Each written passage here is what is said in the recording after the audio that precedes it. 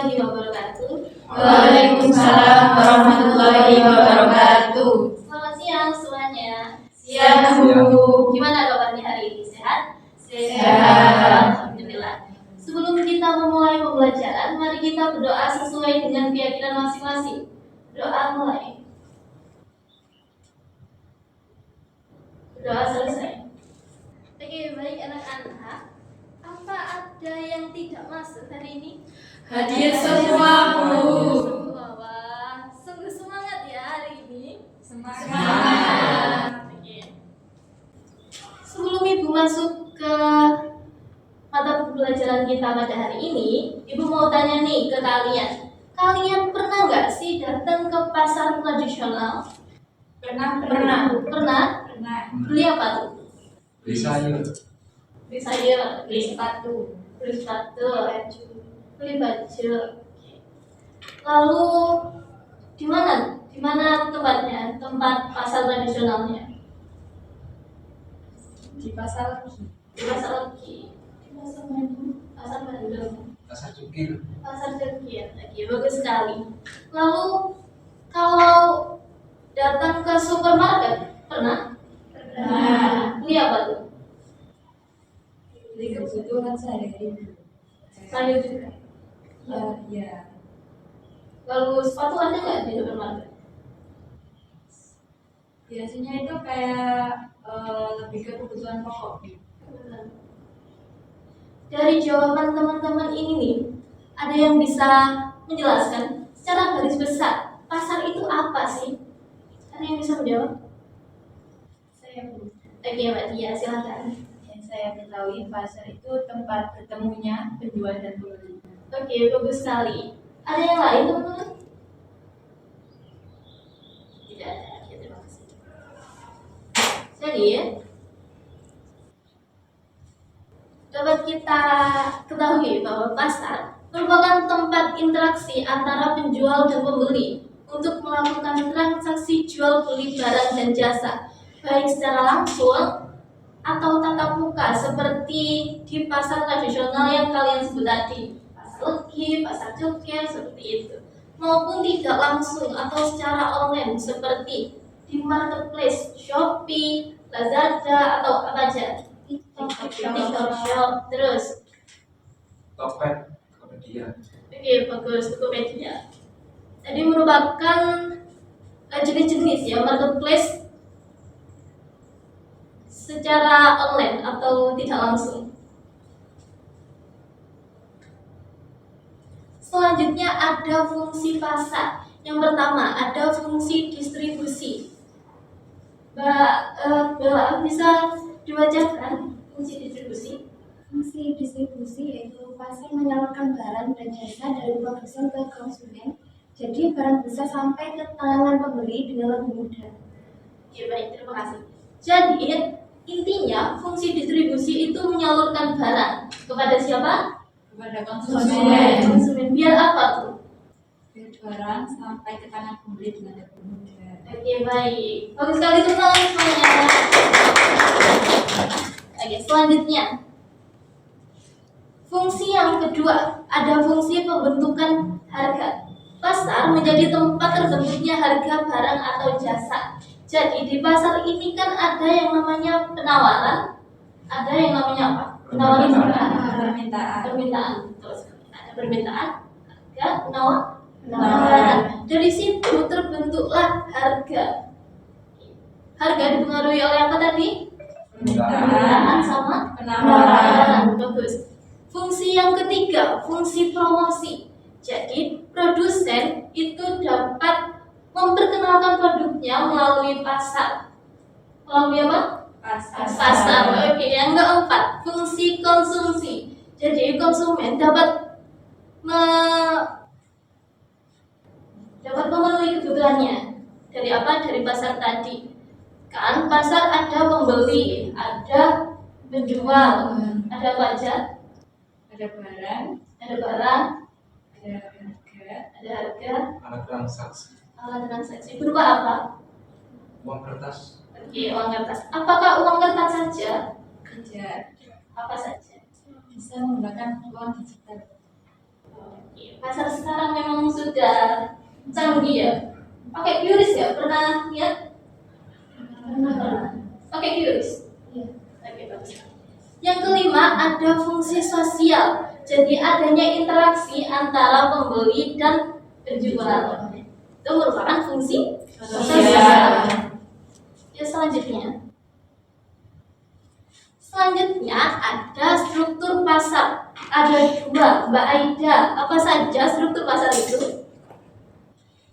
Struktur pasar ada dua, yang pertama yaitu pasar persaingan sempurna dan yang kedua ada pasar persaingan tidak sempurna. Oke, bagus. Ada dua ya anak-anak. Yang pertama ada persaingan sempurna, yang kedua ada persaingan tidak sempurna. Yang pertama, pasar persaingan sempurna, yaitu pasar di mana banyak penjual dan pembeli bertransaksi produk yang bersifat homogen. Homogen berarti apa?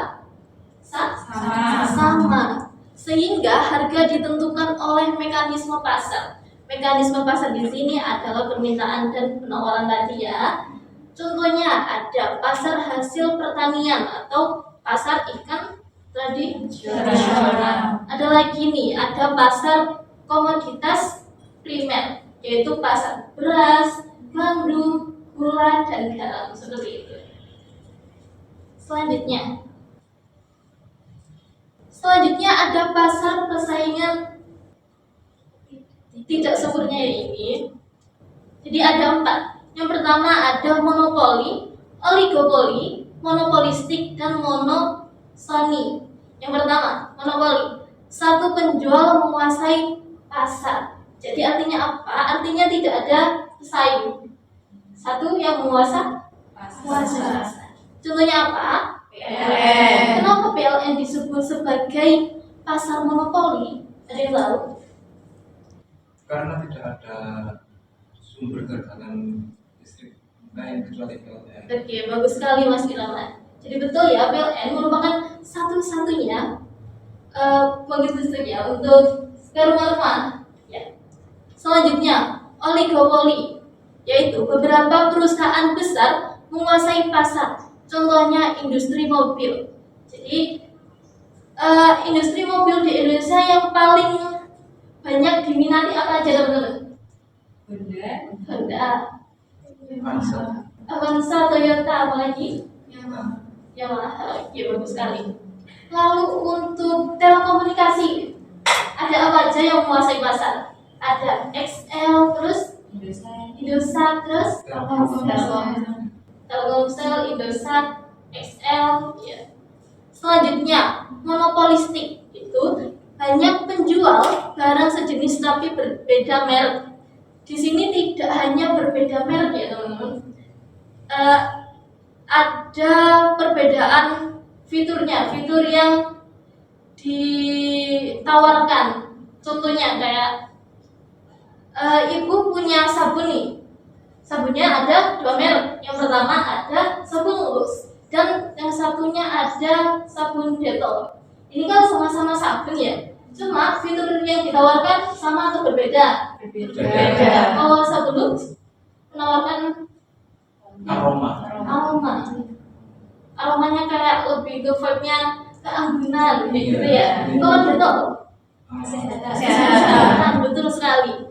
Oke, selanjutnya ada monosoni, yaitu satu pembeli banyak penjual. Contohnya pabrik tebu dengan petani tebu. Jadi pabrik-pabrik tebu itu membutuhkan petani tebu yang sangat banyak kan, mengelola untuk menjadi apa? Gula.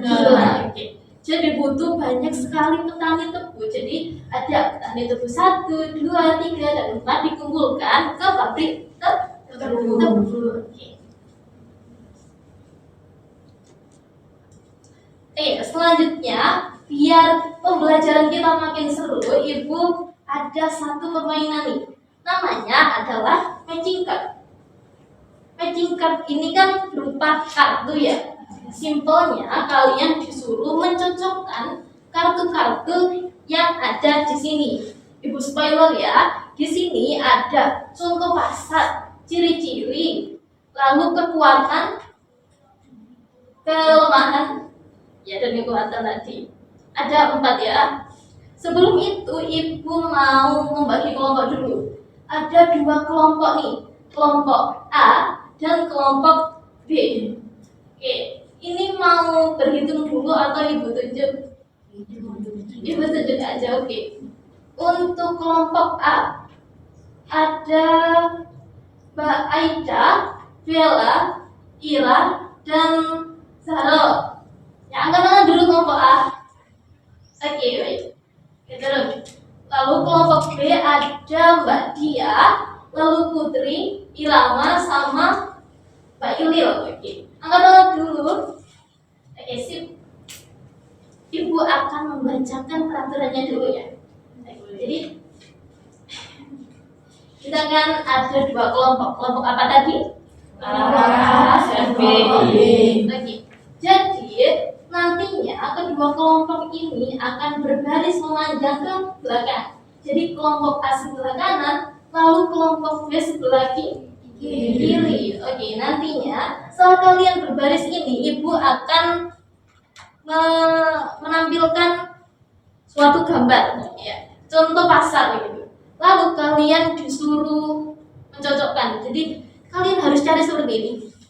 Ya, ini termasuk contoh pasar apa, ya gitu ya. Lalu ciri-cirinya gimana? Gantian. Habis kalian menjawab, kalian akan mundur lagi. Jadi gantian. Ya, bisa diulangi? Bisa. Oke.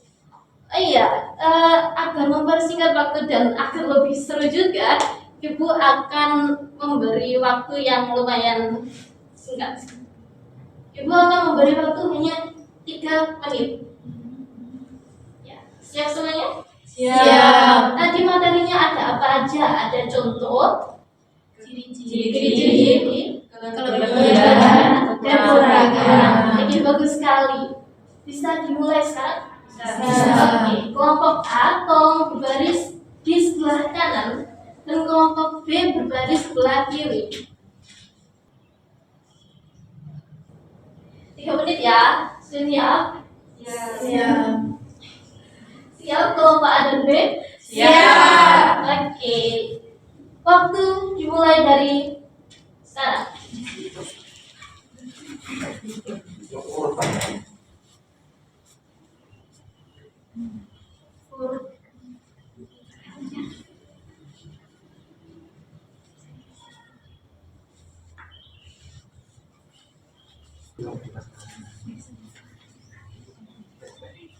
Sudah selesai, Bu. Oke, kelompok A sudah selesai. Kelompok B, ayo. Cepet. 7, 6, 5, 4, 3, 2, 1. Oke, stop. Ya, silakan kembali dulu ke tempat duduk.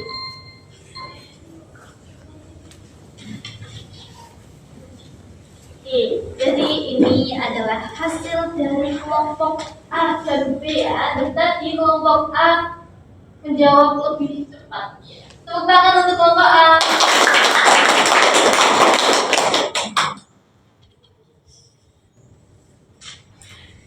Kita bahas ya. Untuk pasar monopolistik. Monopolistik tadi apa? Banyak dijual, baris tapi berbeda merek. Di sini kelompok B menjawab bahwa ciri-cirinya banyak produsen, produk bervariasi, harga lebih tinggi. Benar enggak ya? Benar atau salah? Nah, oke. Tepuk tangan untuk semuanya.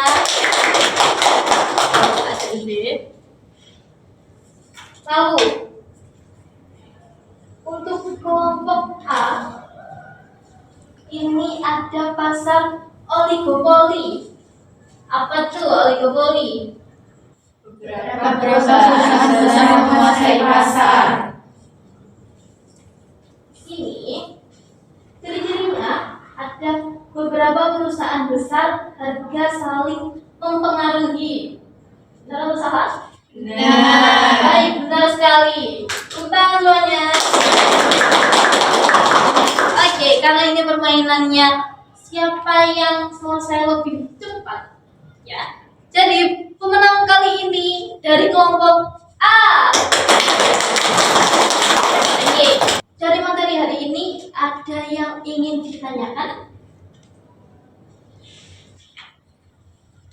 Oke, sepertinya sudah sangat jelas ya materi yang disampaikan oleh Ibu tadi. Sudah. Sekarang Ibu ingin kalian menyimpulkan. Menurut bahasa kalian sendiri, satu anak. Siapa ya? Ibu pilih ya. Pak Yulil. Kesimpulannya adalah pasar itu tempat bertemunya penjual dan pembeli yang saling berinteraksi baik secara online maupun offline. Dan di dalam struktur pasar itu ada dua, pasar persaingan sempurna dan pasar persaingan tidak sempurna. Seperti itu. Oke, bagus sekali. Tepuk tangan untuk Mbak Yulil. Bagus sekali Mbak Yulil. Hari ini kita belajar tentang pasar itu apa sih? Fungsinya kayak gimana? Fungsinya tadi ada 5. Apa saja? Ada yang masih ingat? Sosial, konsumsi, dan pembentukan pasar. Bisa dijelaskan gimana fungsi promosi tadi? Ya, siapa yang berkenan? Saya Bu. Oke. Jadi fungsi promosi itu tempat di mana penjual itu mempromosikan barang dagangannya kepada para pembeli atau khalayak ramai. Oke, bagus sekali. Memang ya teman-teman bahwa fungsi promosi itu gimana produsen itu memasarkan atau memperkenalkan produknya kepada khalayak ramai. Oke, tepuk tangan. Oke, baik. Saya kira sudah sampai di sini ya. Ada yang ingin ditanyakan lagi? Tidak ada. Sudah cukup? Sudah? Sudah. Oke. Cukup sampai di sini pertemuan kita kali ini. Semoga pertemuan kali ini dapat memberikan dampak positif bagi kita semuanya. Amin. Sekian dari saya. Kalau lebihnya mohon maaf. Wassalamualaikum warahmatullahi wabarakatuh. Waalaikumsalam warahmatullahi wabarakatuh.